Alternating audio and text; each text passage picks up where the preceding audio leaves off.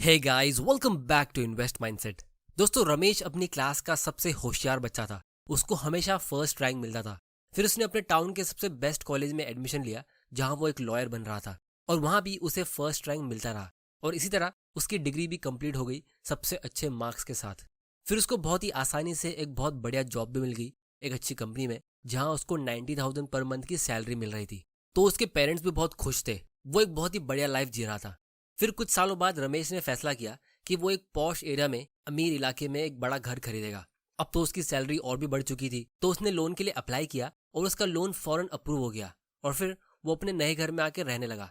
उसके mom dad भी उसके साथ आके रहने लगे। फिर कुछ टाइम बाद उसकी शादी हो गई और एक बच्चा हुआ, जिसका नाम उसने सनी रखा।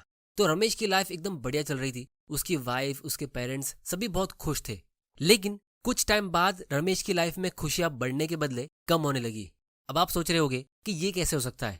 जब कोई आदमी इतना अच्छा जॉब कर रहा हो, उसके पास बढ़िया घर है और एक सेफ जॉब है, तो उसकी लाइफ में क्या प्रॉब्लम आ सकती है। तो प्रॉब्लम ये होती है कि उसकी वाइफ अक्सर उसे कंप्लेन करती रहती है कि उसके पड़ोसी के पास एक लैम्बोर्गिनी है और उसके पास तो मामूली सी मारुति स्विफ्ट है। जब वो अपने बेटे सनी को स्कूल से पिकअप करने के लिए जाती है, तो उसे शर्म आती है कि बाकी लोग लग्जरी कार्स में आते हैं और वो एक मामूली कार में आती है। फिर जब रमेश ने एक न्यू मर्सिडीज कार लोन पे ली, तो उसके कुछ दिनों बाद उसका बेटा सनी कंप्लेन करने लगा कि उसके बेस्ट फ्रेंड टीटू की फैमिली स्विट्जरलैंड घूमकर आई है और वो लोग सिर्फ लोनावाला जाने का प्लान बना रहे हैं। तो शर्म के मारे वो अपनी वेकेशन के फोटोज ऑनलाइन अपलोड भी नहीं कर सकता। अब दोस्तों, रमेश के ऊपर पहले ही घर का और कार का लोन है, तो उसकी फैमिली की ज्यादा डिजायर्स के लिए वो ओवर टाइम करने लगा। लेकिन फिर भी उसकी फैमिली के डिमांड्स खत्म नहीं हुए। एक के बाद एक इन बढ़ती डिमांड्स की वजह से रमेश परेशान हो गया कि आखिर ये हो क्या रहा है। इन लोगों को तो खुश होना चाहिए कि उसकी वाइफ इतने अच्छे घर में रहती है और उसका बेटा इतनी अच्छी स्कूल में पढ़ाई करता है, लेकिन ये तो और सैड होते जा रहे हैं पड़ोसियों को देख देख के। अब पहले ही रमेश की सैलरी से कुछ भी पैसा सेव नहीं हो रहा था और वो जितना भी ओवर टाइम कर सकता था वो पहले ही कर रहा था। मतलब उसने अपनी पूरी कैपेसिटी स्ट्रेच कर दी थी, तो इससे ज्यादा वो और कुछ नहीं कर सकता था। इसलिए फाइनली वो ये सोचता है कि अगर मैं अपने कॉलेज का सबसे होशियार बच्चा होने के बाद भी सबसे अच्छी कंपनी में जॉब करके और ओवर टाइम करके भी ये सब खर्चे नहीं कर पा रहा हूँ, तो ये आस पड़ोस के लोग क्या काम करते होंगे। तो इसको जानने के लिए वो अपने पड़ोसियों से फ्रेंडशिप करता है और पता लगाने की कोशिश करता है कि ये लोग इतनी सारी लग्जरीज अफोर्ड कैसे कर सकते हैं। और तब उसे पता चलता है कि उसके पड़ोसियों की सैलरी तो उससे भी कम है, लेकिन उनके पास कुछ ऐसे एसेट्स होते हैं जो उनके लिए काम कर रहे होते हैं और उनको इनकम कमा के देते हैं। मतलब उनके पास मल्टीपल सोर्सेज ऑफ इनकम होते हैं, वो सिर्फ सैलरी के भरोसे नहीं रहते। तो जब वो स्विट्जरलैंड में या दुनिया भर में घूमते रहते, तो वो एसेट्स उनके लिए काम कर रहे होते हैं, जिससे उनको कंटिन्यूस इनकम मिलती रहती है। और यहाँ पे रमेश को एक बहुत बड़ा शौक मिलता है। अभी तक तो रमेश को यही लगता था कि आप जॉब करके ही पैसा कमा सकते हो। स्कूल और कॉलेज में तो उसको यही सिखाया गया था। लेकिन यहाँ पे रमेश एक पूरी नई दुनिया देखता है कि रिच लोग किस तरह अपने पैसे कमाते और उसे मैनेज करते और मिडिल क्लास लोग कहाँ गलती करते।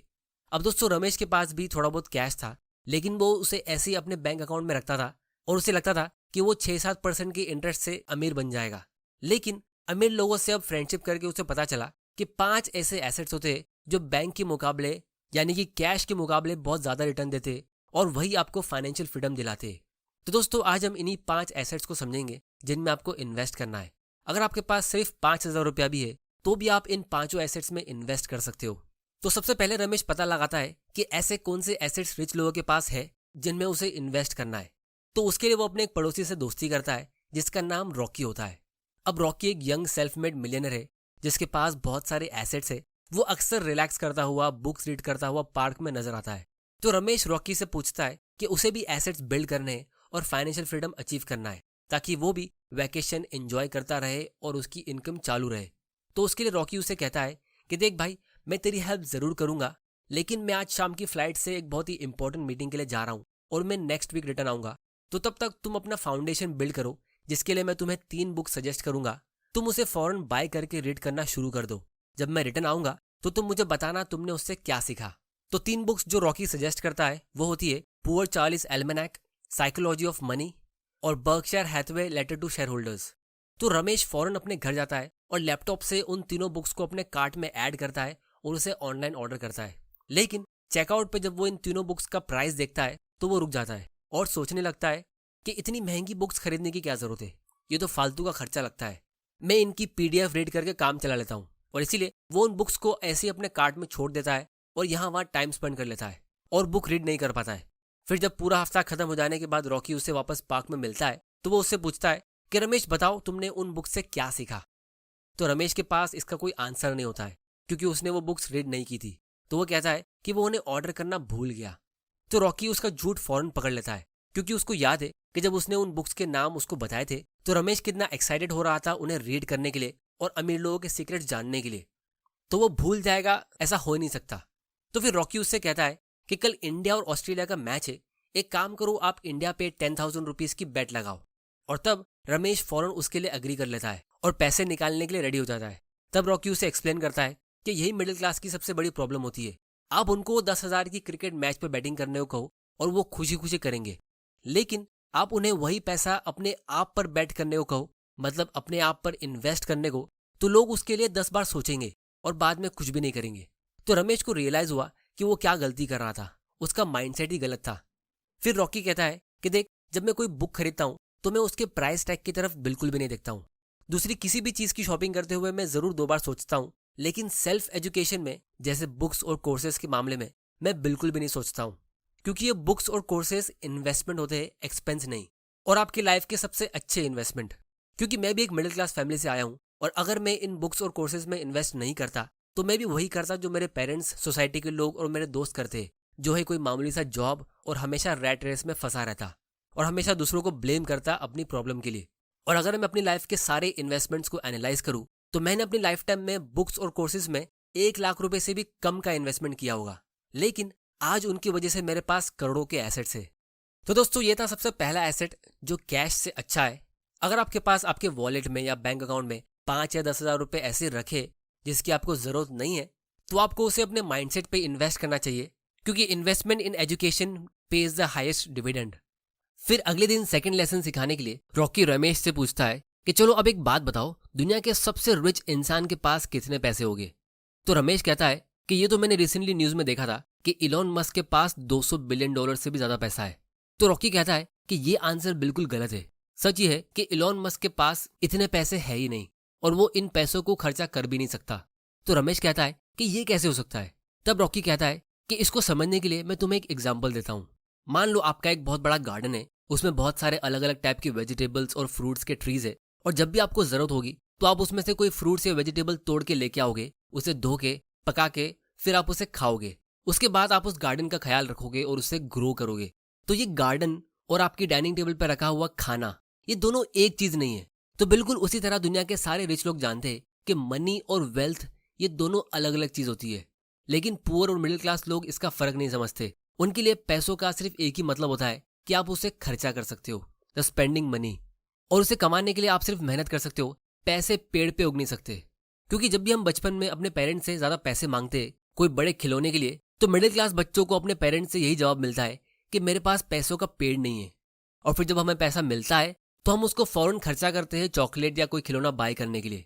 तो वही मेंटेलिटी हमारे बड़े होने के बाद हमारे लिए प्रॉब्लम क्रिएट करती है कि हम हमेशा पैसों के लिए काम करते हैं और जब भी हमको सैलरी मिलती है तो हम उसे फौरन खर्चा करते हैं और मंथ एंड होने से पहले मेजॉरिटी लोगों का बैंक बैलेंस 0 हो जाता है। तो इन्वेस्टिंग करके वेल्थ बिल्ड करना तो बहुत दूर की बात है, लोगों के दिमाग में ये बात कभी आती भी नहीं है कि आपको एक मनी ट्री ग्रो करना चाहिए। तो यहाँ पे रिच और बाकी लोगों के बीच में एक क्लियर डिफरेंस हमें देखने मिलता है कि रिच लोग दिन भर अपने गार्डन को ग्रो करते हैं, यानी वेल्थ को, और मिडिल क्लास लोग सिर्फ खाने के लिए यानी पैसे कमाने के लिए काम करते हैं। जिसकी वजह से होता ये है कि आपको रिच लोग और ज्यादा रिच होते हुए नजर आएंगे और पुअर और मिडिल क्लास आपको जिंदगी भर काम करते हुए नजर आएंगे। फिर रॉकी कहता है कि मेरी इन सारी बातों का मतलब ये है कि एक छोटे से बीज की जगह आपको थोड़े से पैसे इन्वेस्ट करने होते हैं और फिर गार्डनिंग के बदले आपको इन्वेस्टिंग की नॉलेज होनी चाहिए, जिससे आपको कुछ सालों बाद बहुत बड़ा गार्डन यानी बहुत बड़ी वेल्थ ग्रो होकर मिलेगी और उस गार्डन के फ्रूट्स आपके स्टॉक के डिविडेंड्स होंगे, यानी कि स्टॉक मार्केट से रेगुलर मंथली इनकम, जिससे आप अपनी लाइफ को एंजॉय कर सकते हो। और क्योंकि ये गार्डन आपकी लाइफ टाइम में इतना बड़ा हो सकता है, मतलब आपके स्टॉक्स कंपाउंडिंग के पावर से इतने ज्यादा ग्रो हो सकते हैं कि आप उसे सपने में भी सोच नहीं सकते, जिसके बाद आप ऐसी ऐसी चीजें और लग्जरीज खरीद सकते हो जो कोई भी अच्छे से अच्छा जॉब करने वाला एम्प्लॉय नहीं खरीद सकता। और हमें स्कूल और कॉलेज में ये सब कभी नहीं सिखाएंगे, क्योंकि जॉब करने के लिए हमें बहुत सारे लोग चाहिए होते हैं, तो उसकी ट्रेनिंग स्कूल और कॉलेज में होती है। तब रमेश को एक बहुत बड़ा शौक मिलता है कि एक बहुत ही अच्छा स्टूडेंट होने के बाद भी, एक अच्छा जॉब करने के बाद भी वो एक मामूली सा मिडिल क्लास एम्प्लॉय बन के रह जाता। और जिन लोगों को स्टॉक मार्केट के बारे में पता चलता भी है तो वो उसमें ट्रेडिंग करते हैं और अपने कीमती पैसे गवा देते हैं। एक बड़ा गार्डन ग्रो करने के बारे में कोई नहीं सोचता है। इसीलिए दोस्तों पिछले 3 साल में मैंने सिर्फ एक ही कोर्स लॉन्च किया है, हाई क्वालिटी इन्वेस्टिंग कोर्स, एकदम कम प्राइस पे, ताकि उसे कॉलेज स्टूडेंट भी अफोर्ड कर सके और उनको रियल फाइनेंशियल एजुकेशन मिले। तो अगर आप भी सबसे हाईएस्ट रिटर्न वाला इन्वेस्टमेंट करना चाहते हो, स्टॉक इन्वेस्टिंग से एक बड़ा गार्डन ग्रो करना चाहते हो, तो आप मेरे कोर्स को चेकआउट कर सकते हो। इसके लॉन्च होते ही कुछ ही महीनों में 1,500 से भी ज्यादा लोगों ने इसमें एनरोल कर लिया है और उनका रिस्पॉन्स भी काफी बढ़िया है, जो आप स्क्रीन पे देख सकते हो। क्योंकि इसमें बेसिक्स ऑफ स्टॉक मार्केट से लेके wealth creating sectors, high compounding stocks और कौन सी गलती आपको नहीं करनी है जिसमें आपको लाखों का नुकसान हो सकता है, इन सबको मैंने कवर किया है एकदम सिंपल लैंग्वेज में, ताकि आपको ये स्टॉक मार्केट से अमीर बनने का गेम अच्छे से समझ में आ जाए। तो इस कोर्स की लिंक मैंने नीचे डिस्क्रिप्शन में डाल दी है, आप वहां जाके इसे चेक कर सकते हो। और क्योंकि हमारे रिसेंटली 1 मिलियन सब्सक्राइबर्स हुए हैं आप लोगों के ढेर सारे प्यार की वजह से, जिसके लिए मैं आप लोगों को दिल से थैंक यू कहना चाहूंगा, तो उस खुशी में फर्स्ट 50 लोगों के लिए एक स्पेशल ऑफर है। क्योंकि नवल रविकांत का एक कोट है कि if you don't own a piece of business you don't have a path towards financial freedom. तो ये था दूसरा एसेट, स्टॉक। फिर एक दिन रॉकी की वाइफ रमेश की वाइफ से मिलती है और उनकी अच्छी फ्रेंडशिप होती है, जिसमें वो अपने पर्सनल फाइनेंस और पैसों की कंडीशन डिटेल में डिस्कस करते हैं। तो फिर अगले दिन रॉकी रमेश को वापस पार्क में मिलता है और उसे क्वेश्चन करता है कि मान लो किसी इंसान के पास एक पर्सनल लोन है 12% के इंटरेस्ट पे, और उसी बैंक से उसने एक एफडी किया है जिसका इंटरेस्ट रेट 8% है, तो इस आदमी के बारे में तुम्हारा क्या ख्याल है? तब रमेश कहता है कि इस इंसान को पैसों की समझ नहीं है, वो इंसान जरूर फ्यूचर में परेशान होगा। तब रॉकी कहता है लेकिन रमेश तुमने खुद ऐसा ही कुछ कर रखा है, तुमने मल्टीपल कार्ड्स ले रखे हैं, क्योंकि तुम्हारी आधी से ज्यादा सैलरी ईएमआई में जाती है, तो जब तुम्हें इमरजेंसी में शॉपिंग करनी होती है तो तुम अपने क्रेडिट कार्ड से करते हो, फिर वो बिल आप कुछ महीनों बाद पे करते हो।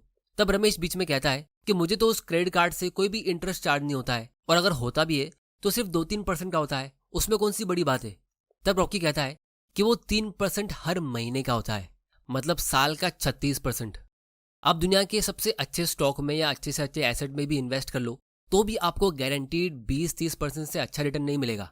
तब रमेश की दिमाग की ट्यूबलाइट चालू होती है कि उसके क्रेडिट कार्ड का बिल उसे हमेशा ज्यादा क्यों लगता था, क्योंकि वो बेसिकली 36% का इंटरेस्ट दे रहा था, जो बहुत ज्यादा होता है। और फिर उसी बैंक से उसने एफडी में इन्वेस्ट किया था जिससे उसको सिर्फ 6% का इंटरेस्ट मिल रहा था। और जिस इंसान पे लोन होता है तो वो हमेशा शॉर्ट टर्म सोचता है कि अगला बिल कैसे पे होगा, तो उसे ये फ्रीडम नहीं मिलता कि वो अपनी जॉब छोड़ के बिजनेस पे एक्सपेरिमेंट करे या कोई दूसरा अच्छा जॉब ढूंढे या फिर लाइफ का कोई भी बड़ा फैसला ठंडे दिमाग से ले। क्योंकि दोस्तों मैंने खुद देखा है कि बहुत टैलेंटेड और स्मार्ट होने के बाद भी बहुत सारे लोग लोन लेके अपनी लाइफ में कुछ बड़ा नहीं कर पाते। अब बात करते हैं चौथे एसेट की।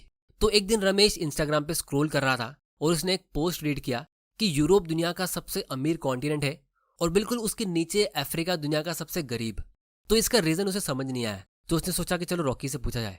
तो उसने एक दिन रॉकी से पूछा, तो रॉकी ने कहा कि देखो माइंड में तो आपको इन्वेस्ट करना ही है, यानी एजुकेशन में, जो मैंने सबसे पहले बताया। फिर आपको उस एजुकेशन को यूज करना है बिजनेस और इन्वेस्टमेंट करके, जो मैंने आपको नेक्स्ट बताया। लेकिन एक चीज जो अफ्रीकन कंट्रीज में बहुत खराब हो रही है तो वो है उन लोगों की हेल्थ, जिसकी वजह से अफ्रीकन कंट्रीज की लाइफ एक्सपेक्टेंसी यूरोपियन कंट्रीज के मुकाबले बहुत कम है। मतलब अफ्रीका के लोग ऑन एन एवरेज 63 साल जीते और यूरोप के लोग 82 साल। तो ये 20 साल का फर्क है, और यही 20 साल से जमीन आसमान का फर्क पड़ता है। जितना अचीवमेंट एक सक्सेसफुल आदमी अपनी लाइफ के शुरू के 60 साल में नहीं करता, उससे कई गुना ज्यादा अचीवमेंट वो अपनी लाइफ के एंड के 10-20 साल में कर लेता है। इसका मैं आपको एक एग्जांपल देता हूँ। राकेश झुनझुनवाला जी की डेथ 63 की एज में हुई थी, जब उनकी नेटवर्थ 50,000 करोड़ की थी। मान लो अगर वो 20 साल और जी लेते, जो बिल्कुल पॉसिबल हो सकता था, क्योंकि उन्होंने अपनी हेल्थ का जरा से भी ख्याल नहीं रखा। वो खुद कहते थे, I smoke like a chimney, I drink like a fish, I eat like a pig and I don't exercise. तो 63 की एज से 83 की एज पहुंचने तक अगर उनकी वेल्थ सिर्फ एक मामूली 15% के रेट से ग्रो होती तो उनके 50,000 करोड़ 8 लाख करोड़ में ग्रो जाते, मतलब $100 बिलियन। और ये मैं सिर्फ 15% का रेट मान के चल रहा हूँ, जबकि एक्चुअली में वो इससे काफी अच्छे रेट से अपनी वेल्थ को ग्रो कर सकते थे, क्योंकि उनका लाइफ टाइम का ट्रैक रिकॉर्ड 62% का रहा है। वो इंडिया के सबसे महान इन्वेस्टर थे, तो $100 बिलियन के बदले वो आराम से 300-400 बिलियन डॉलर्स की वेल्थ तक पहुंच जाते और पूरी इंडिया क्या पूरी दुनिया के सबसे अमीर लोगों में भी आ सकते थे। अब दोस्तों इतनी ज्यादा वेल्थ से उनका खुद का कुछ खास फायदा होता नहीं, लेकिन कंट्री का और हम इंडियंस का बहुत फायदा हो सकता था। न जाने कितने लाखों जिंदगियां इंप्रूव हो जाती, वो कितना सारा पैसा डोनेट कर सकते थे। वो एक कंपनी भी स्टार्ट कर रहे थे, आकाशा एयरलाइंस, तो उससे कितने सारे लोगों को जॉब्स मिलते और न जाने कितने सारे लोग उनको देख के और इंस्पायर होते और उनके जैसा बनने की कोशिश करते। इसीलिए जब गवर्नमेंट हेल्थ सेक्टर में पैसा खर्चा करती है, हॉस्पिटल्स वगैरह बनाती है, तो वो सिर्फ लोगों की जान बचाने के लिए नहीं होता है, वो एक इन्वेस्टमेंट होता है। क्योंकि राकेश झुनझुनवाला जैसे बहुत सारे इंटेलिजेंट लोग रिटायरमेंट के बाद भी काम कर रहे हैं, तो वो हमारी कंट्री के लिए एसेट है। ऑलमोस्ट सारे वर्ल्ड लीडर्स और बड़ी बड़ी कंपनी के सीईओज, ये सब की एज 50, 60, 70 साल की होती है। तो अगर आपकी कंट्री के लोग उस एज तक पहुंच ही नहीं रहे, तो आपकी कंट्री ग्रो होगी कैसे? क्योंकि कंपनी को आगे ले जाने वाले वही लोग होते हैं जो कंट्री के एसेट होते हैं। तब रमेश फौरन कहता है कि रॉकी, तुम भी एक वैल्यूएबल एसेट हो जो मेरी हेल्प कर रहे हो, और मैं भी बहुत सारे लोगों की हेल्प करूंगा फ्यूचर में, जिससे वो और लोगों की हेल्प करेंगे। तो दोस्तों, अगर आप भी रॉकी जैसा एक फ्रेंड चाहते हो तो इस चैनल को सब्सक्राइब करो, फिर आपको हर हफ्ते रॉकी से बात करने मिलेगा। और मैं बहुत जल्द आप लोगों के लिए Q&A भी लाने वाला हूँ। तो इसीलिए पुअर कंट्रीज और पुअर फैमिलीज में एक चीज कॉमन होती है कि उनके अंदर बहुत सारी बैड हैबिट्स होती है, खास करके खराब मेंटल और फिजिकल हैबिट। तो बीमारी की वजह से वो ज्यादा बिल्स तो पे करते ही है, लेकिन उसके साथ में वो जल्दी रिटायर हो जाते हैं और अपने बच्चों को ज्यादा अच्छी एजुकेशन और सपोर्ट करने के बदले उन पर डिपेंडेंट हो जाते हैं, जिससे फिर वो बच्चे ज्यादा टेंशन में रहते हैं और रिस्क नहीं ले पाते। इसे हम मैथ्यू इफेक्ट भी कहते हैं, जिसमें हमें क्लियरली दिख रहा है कि this world is not fair. इसे मैं किसी और दिन एकदम डिटेल में एक्सप्लेन करूंगा। तो इसीलिए हम बैंक्रप्सी के बारे में तो जरूर सोचते, लेकिन हेल्थ बैंक्रप्सी के बारे में कभी नहीं सोचते। तो इसीलिए एक छोटा सा एग्जांपल देता हूं। जब आप घर पे खाना बनाने के लिए नकली तेल के बदले असली घी यूज करते हो, तो वो एक इन्वेस्टमेंट है, एक्सपेंस नहीं। और एक बहुत ही इंटरेस्टिंग कोट मैंने हिटलर की बुक में से रीड किया था कि the amount of money that is in your bank account at the time of your death is the extra work you did which was not necessary. फिर पांचवा और सबसे लास्ट एसेट है रिलेशनशिप, यानी कि आपकी लाइफ के इंपॉर्टेंट लोग। क्योंकि दोस्तों, आप लोग मुझे नीचे कमेंट करके बताना कि आप इन दो ऑप्शन में से कौन सा ऑप्शन चुनोगे। पहला ऑप्शन ये है कि आपके पास करोड़ों की प्रॉपर्टी है, आपके पास एक बहुत बड़ा बंगला है, लेकिन आप उसमें अकेले रहते हो, आपको कोई प्यार करने वाला नहीं है, आपका ख्याल रखने वाला कोई नहीं है, और आपके घर में भी कोई आता जाता नहीं है। और दूसरा ऑप्शन ये है कि आपके पास एक डिसेंट साइज का घर है जिसमें आपके खास लोग रहते हैं, जैसे आपकी वाइफ, आपके सारे बच्चे, आपके मॉम डैड, और आपके कुछ स्पेशल फ्रेंड्स भी आते रहते हैं। तो इसमें से आप कौन सा ऑप्शन चुनोगे? नीचे कमेंट करके बताना। रॉकी कहता है कि मैं पर्सनली सेकंड ऑप्शन चूज करूंगा। फिर लास्ट में वो रमेश को कहता है कि रिलेशनशिप में इन्वेस्ट करने के लिए आपको सबसे कम खर्चा करना पड़ता है। आप एक दिन 50 रुपए का एक रेड रोज अपनी वाइफ को दो, रैंडमली, बिना किसी वजह के, बस यूं ही। और फिर आप नोटिस करना कि आपकी वाइफ जो मर्सिडीज कार और जो डिमांड्स कर रही थी, वो सब धीरे धीरे करके बंद हो जाएंगे। तो दोस्तों, ये थे 5 एसेट्स जो कैश से अच्छे होते। और कौन से एसेट्स आपको इस लिस्ट में ऐड करने हैं, नीचे कमेंट करके बताओ। और सबसे इंपॉर्टेंट एसेट एजुकेशन के लिए मेरे स्टॉक मार्केट की कोर्स की लिंक नीचे डिस्क्रिप्शन में है। इस वीडियो को शेयर करो अपने फ्रेंड्स और फैमिली मेंबर के साथ, ताकि उनको भी ये एजुकेशन मिले। और दोस्तों, आप लोग नीचे कमेंट करके बताओ कि मैं अगला वीडियो किस टॉपिक पे बनाऊं। वीडियो पसंद आया तो इसे लाइक करो, नहीं पसंद आया तो डिसलाइक करो। आपका वैल्यूएबल टाइम देने के लिए thank you and good bye.